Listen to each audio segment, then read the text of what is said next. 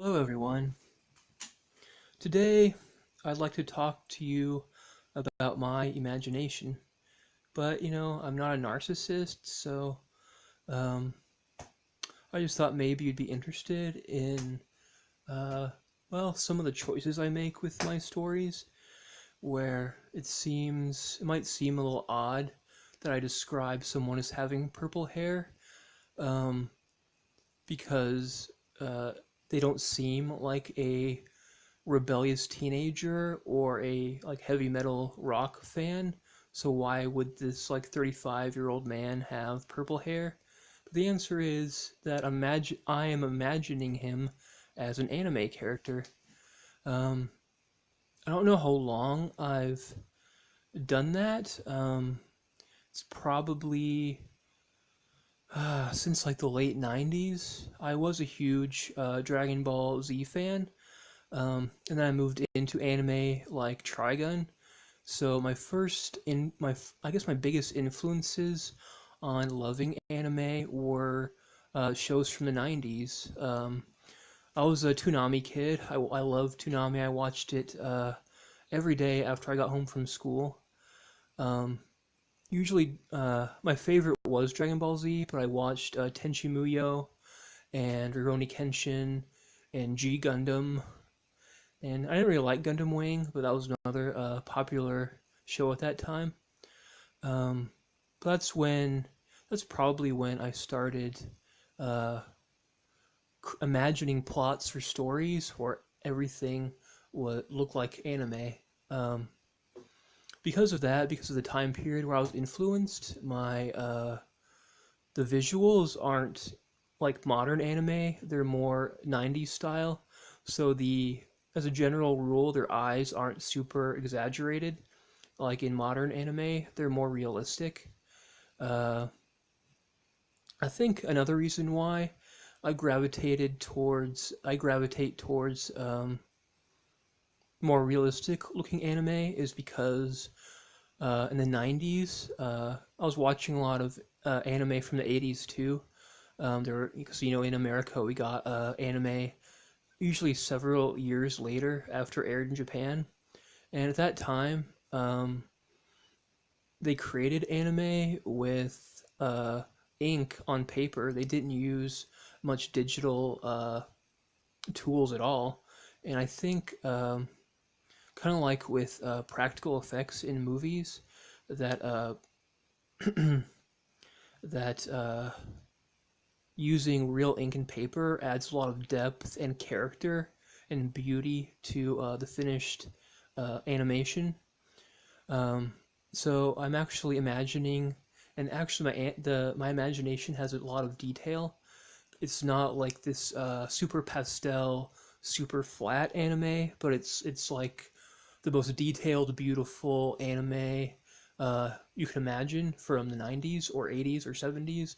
Any time frame before they had digital tools for creating characters and scenes.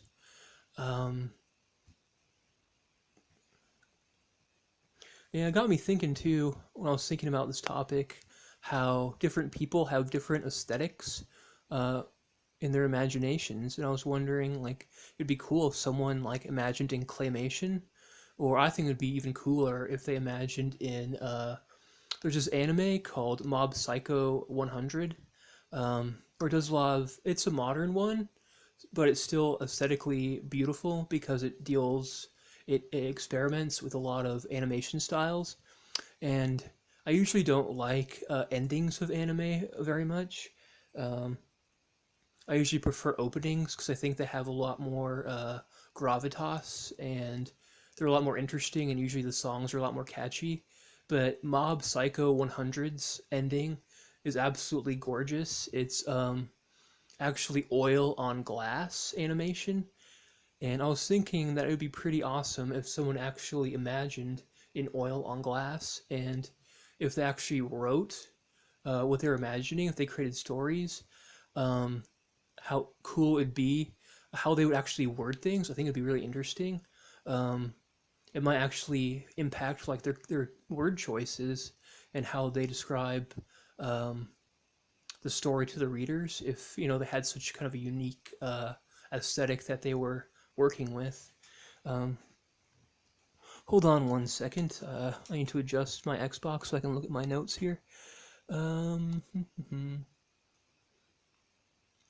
oh yeah.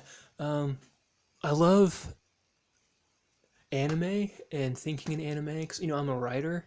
Uh, Actually, as a career, I write nonfiction, but I've always wanted to be a author that writes really, really good fiction because I think I love how fiction can take you to entire new worlds. And if there's a story that sticks with you, like with me and Dragon Ball Z, I can go to that world at any time and just be filled with the same emotions I felt back when I watched it for the first time. And so I want to have those moments for people where there's a bunch of people out there in the world that have these moments with my story and my characters, and they're kind of secret moments where I don't even know they happen. But I know that I have a fan base, and I can hear from some people that they like certain parts of my story. And it'd be really cool just knowing that people are having all this internal pleasure in their own minds, like I do, with my stuff. Um, but I think I lost my train of thought there. Oh yeah, um, I think I love anime, thinking in anime too, because it's so abstract. I'm the kind of person that loves abstract thoughts. I think that's why I like theming so much in my stories, because a lot of that is kind of hidden, unless you know the concepts. Um, it's not that the themes themselves are hidden; it's that there's layers to the themes that are hidden.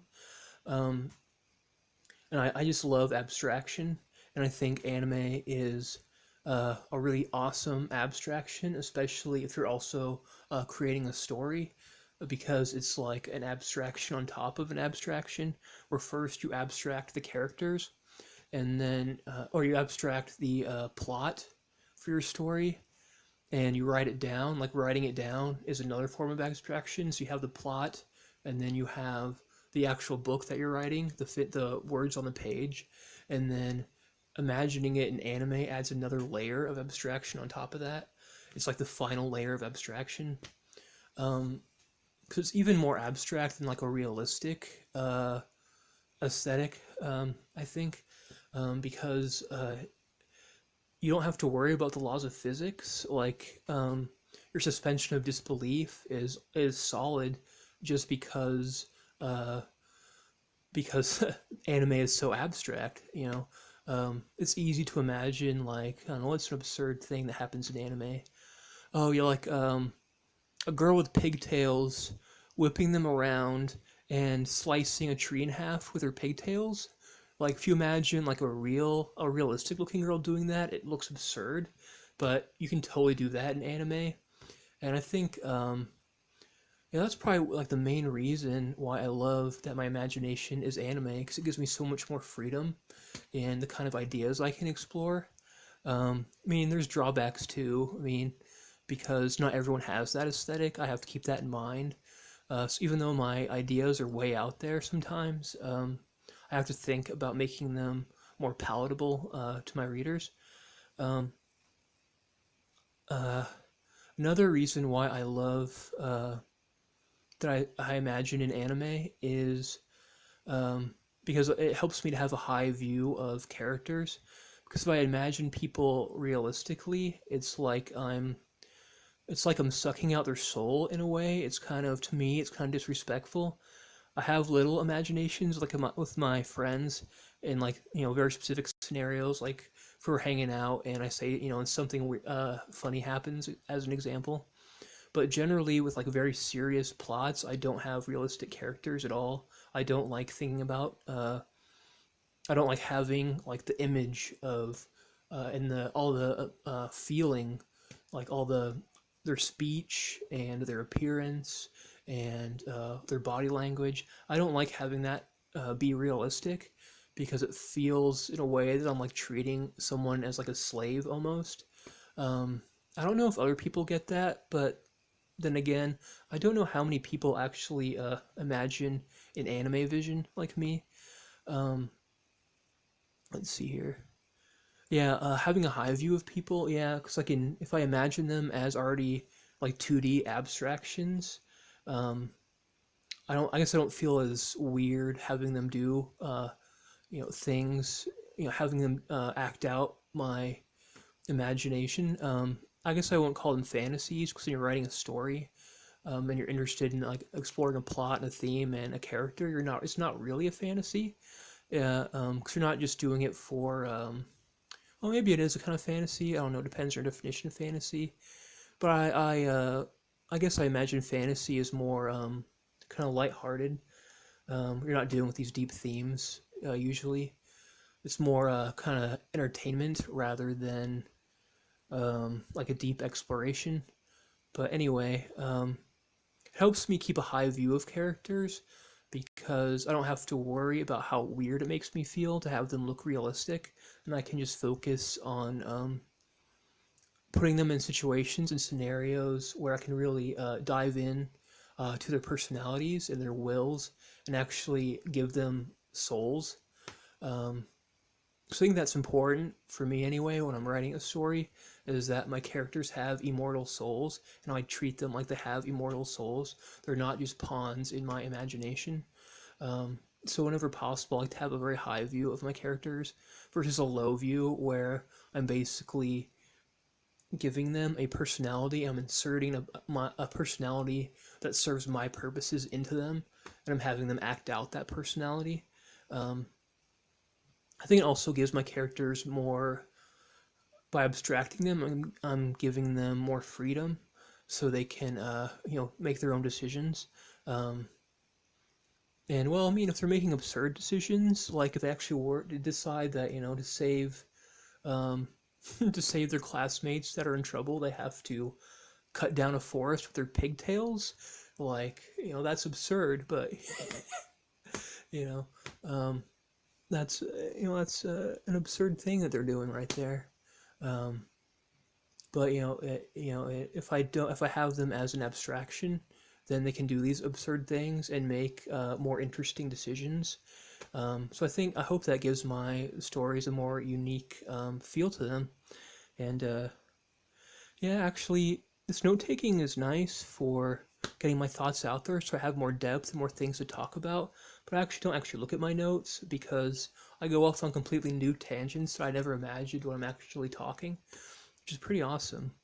Let's see if there's any of my notes that I missed.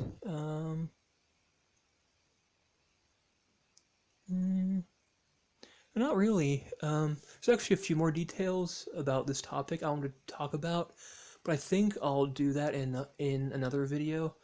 Um, I'll give you a hint. It's going to be a video about hair, hopefully about 10 minutes long, me talking about hair, and I hope you look forward to it. I know I am, and I'll see you in the next one.